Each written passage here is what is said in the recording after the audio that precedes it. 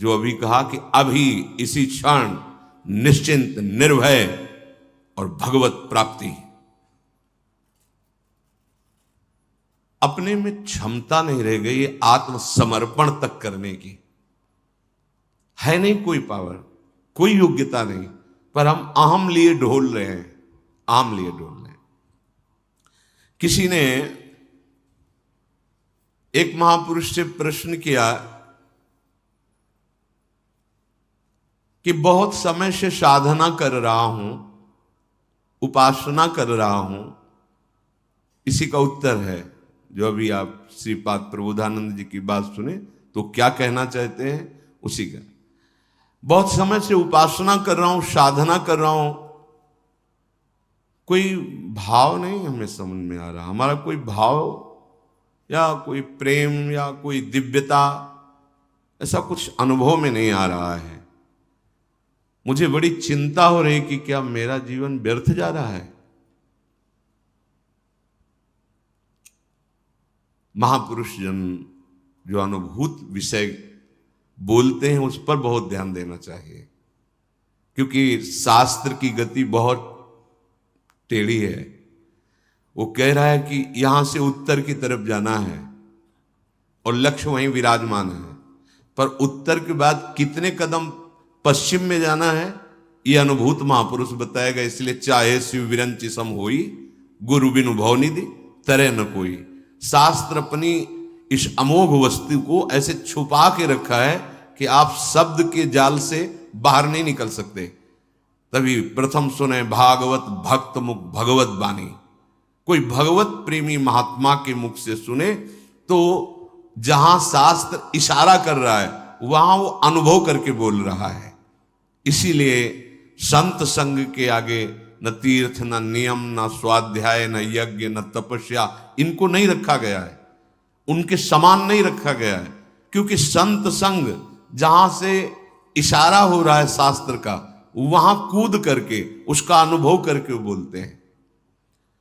प्रश्न हुआ कि बहुत साधना करने पर, बहुत समय से साधना करने पर ना हमें अनुभव हो रहा है कि हमारा कोई भाव बढ़ रहा है, ना अनुभव हो रहा है कि हमारी कोई दिव्यता, कोई ऐसी देवी संपदा, कोई उन्नति, और हमें बड़ी चिंता हो रही क्या हमारा साधन ठीक नहीं है क्या? क्या मतलब ये सत्य मार्ग ऐसा ही होता है क्या कि कुछ अनुभव में नहीं आ रहा, जब देखो तो वही कोई न कोई विकार, कोई न कोई। तो इसका क्या हल हो सकता है? हमें तो बड़ी चिंता हो गई। अब बहुत ध्यान से सुनना उत्तर।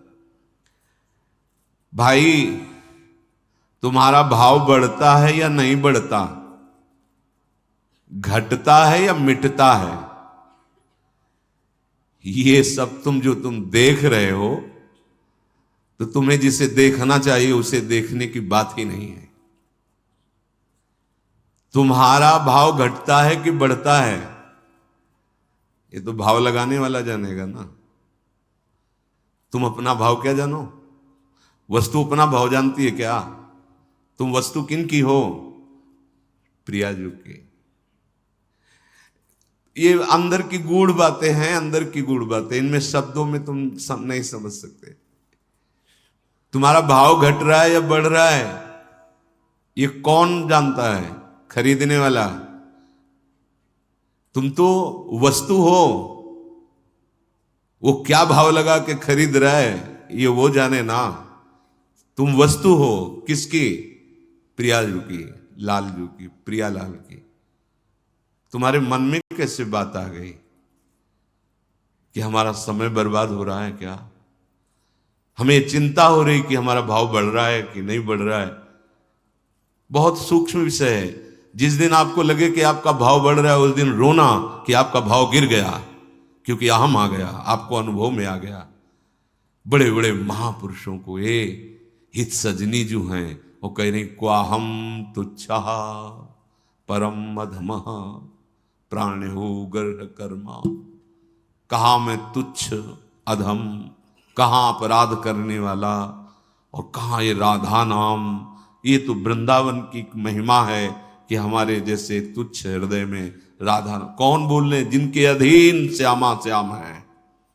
श्यामा जू के अधीन लाल जू, तो लाडली लाल अधीन हित जू के, हित सजनी जू के। हम क्या सोच रहे? हमारा भाव बहुत, अभी विश्राम मिल जाएगा अगर ये बात समझ जाओगे। उपासक तो सिर्फ उपास्य देव को समर्पित हो चुका है और उसका एक ही केवल लक्ष्य है उपास्य देव का नाम जपना। वो कभी अपनी ओर नहीं देखता जो उपासक है।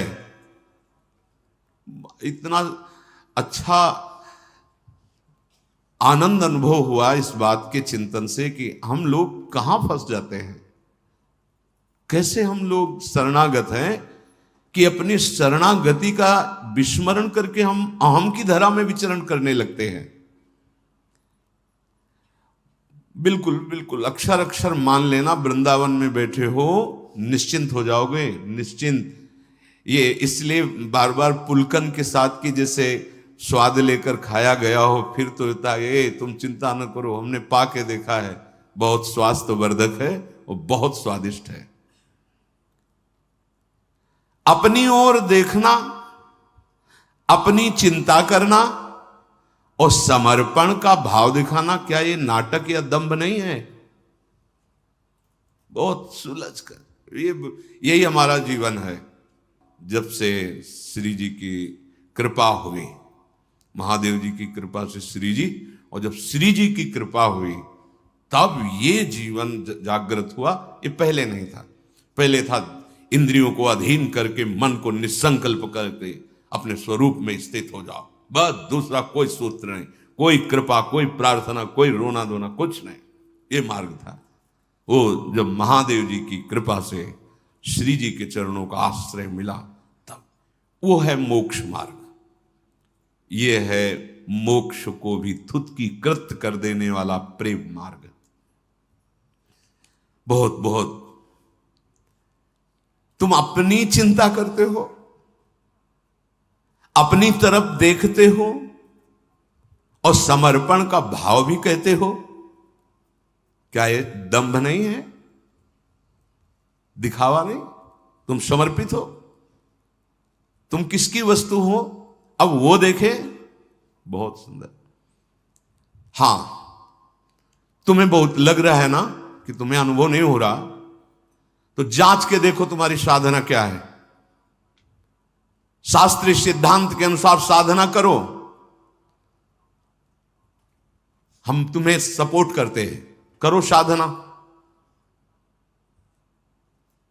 पर साधन करके कोई इस महान भव समुद्र से पार हुआ हो, साधन का मतलब तैर कर, असंभव असंभव।